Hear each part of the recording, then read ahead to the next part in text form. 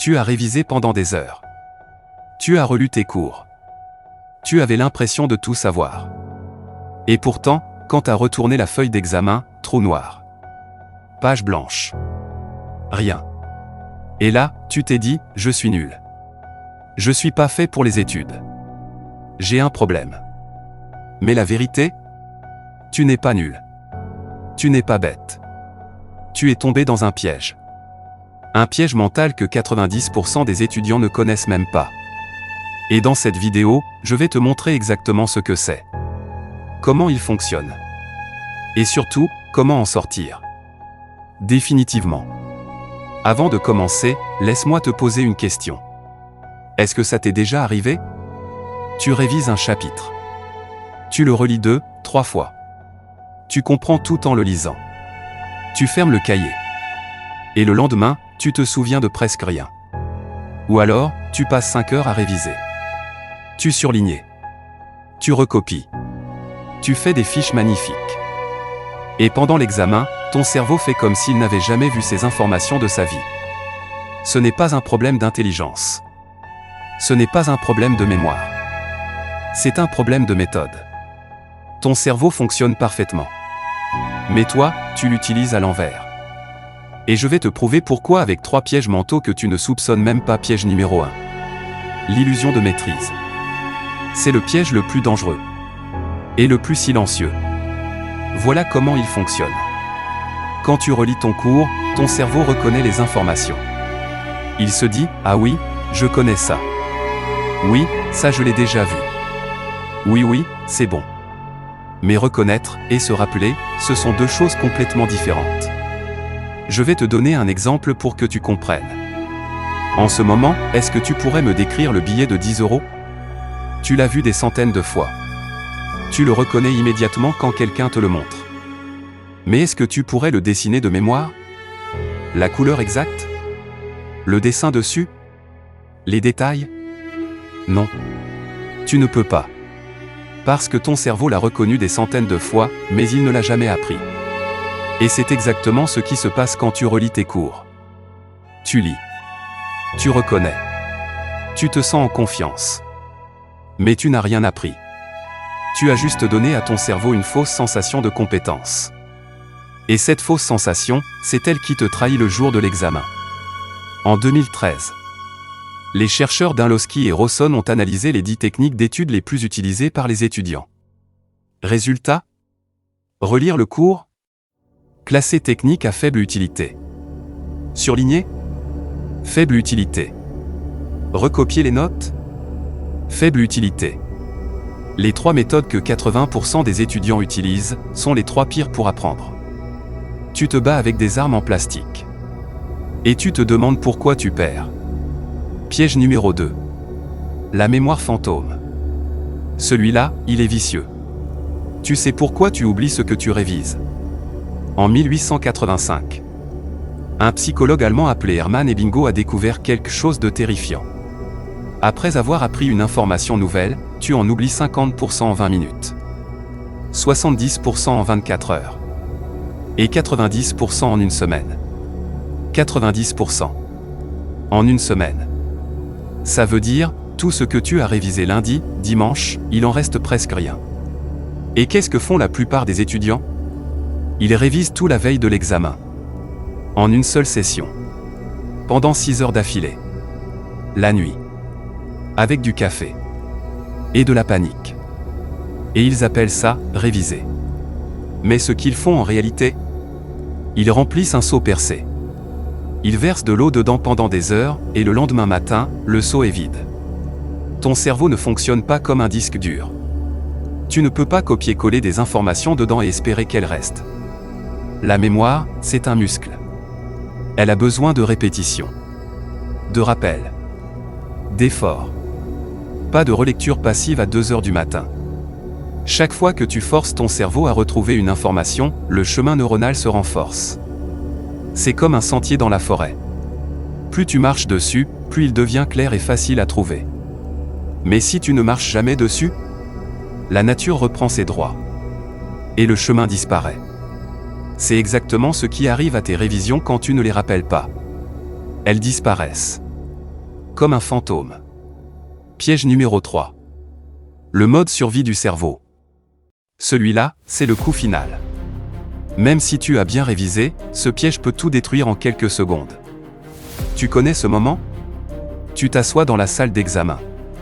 Le prof distribue les copies. Tu retournes la feuille. Et d'un coup, ton cœur accélère. Tes mains tremblent. Ta gorge se serre. Et tout ce que tu savais, s'évapore. Ce qui se passe dans ton cerveau à ce moment-là, c'est fascinant. Et terrifiant. Dans ton cerveau, il y a 2 structures importantes. L'hippocampe, c'est ta bibliothèque. C'est là que sont stockées tes connaissances. L'amygdale, c'est ton alarme incendie. Elle gère la peur et le stress. Le problème? Quand l'amygdale s'active, elle bloque l'accès à l'hippocampe. En langage simple, quand tu paniques, ton cerveau ferme la bibliothèque. À clé. Avec toutes tes connaissances dedans. Ce n'est pas que tu ne sais pas. C'est que ton cerveau est en mode survie. Il pense que tu es en danger. Et quand tu es en danger, pas besoin de se souvenir de la formule de maths. Il a besoin de te faire courir. Ou te battre. Ou te figer.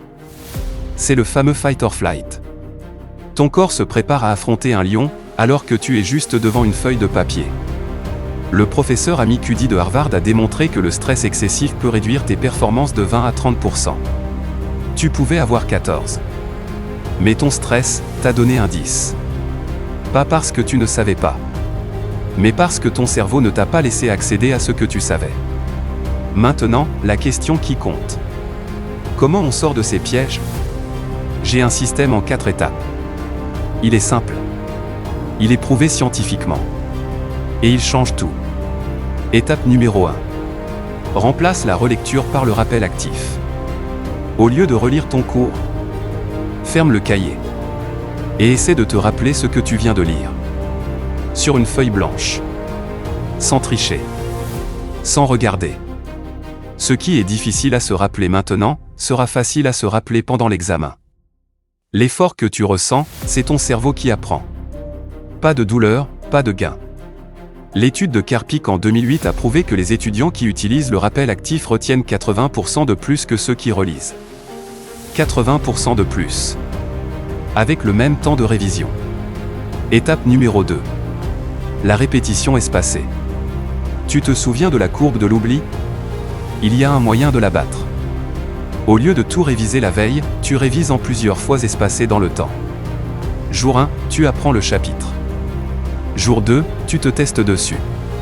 Jour 4, tu te testes encore. Jour 7, tu te testes une dernière fois. Chaque test renforce le souvenir. Et au bout de 4 répétitions, l'information est gravée dans ta mémoire à long terme. Pas dans ta mémoire fantôme. Dans ta vraie mémoire. Celle qui ne te lâche pas le jour de l'examen. Étape numéro 3. Simule la pression. Tu veux que ton cerveau ne panique pas pendant l'examen? Entraîne-le avant. Prends un ancien examen. Mets un chronomètre. Éteins ton téléphone. Et fais-le comme si c'était le vrai. Ton cerveau a besoin de s'habituer à la pression. Si tu ne t'entraînes qu'en confort, tu ne performeras jamais sous pression. Les athlètes s'entraînent dans des conditions de match. Pourquoi toi tu t'entraînerais dans des conditions de canapé? Étape numéro 4. La respiration du contrôle. Avant d'ouvrir ta copie d'examen, fais ceci. Inspire pendant 4 secondes. Retiens pendant 4 secondes. Expire pendant 6 secondes. Répète 3 fois. Cette technique s'appelle la respiration physiologique. Elle a été étudiée par le neuroscientifique Andrew Huberman de Stanford. En 30 secondes, elle réduit ton cortisol, l'hormone du stress, de manière significative. Elle dit à ton amygdale, calme-toi. Il n'y a pas de lion. C'est juste un examen. Et ta bibliothèque se rouvre. Tes connaissances reviennent. Ta mémoire fonctionne. Et tu redeviens toi-même. Écoute-moi bien. Tu n'es pas un mauvais étudiant. Tu n'as jamais été un mauvais étudiant. Tu étais juste un bon étudiant, avec les mauvais outils. L'illusion de maîtrise te faisait croire que tu savais. La mémoire fantôme effaçait tout ce que tu apprenais. Et le mode survie te volait tes réponses au moment où tu en avais le plus besoin. Mais maintenant, tu sais. Tu connais les pièges. Et tu as les armes pour les éviter.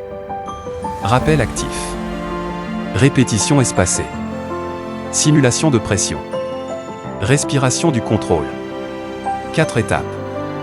C'est tout ce qu'il te faut pour changer tes résultats. Le prochain examen que tu vas passer, tu ne vas pas le subir. Tu vas le dominer. Maintenant, like cette vidéo si elle t'a ouvert les yeux. Écris en commentaire « Je change ma méthode » pour que je sache que tu es prêt. Abonne-toi parce que chaque semaine, je publie des vidéos qui transforment tes résultats. Et la prochaine fois que tu t'assieds devant un examen, souviens-toi de cette vidéo. Respire. Et montre-leur de quoi tu es vraiment capable. Tu mérites cette note. Maintenant, va la chercher.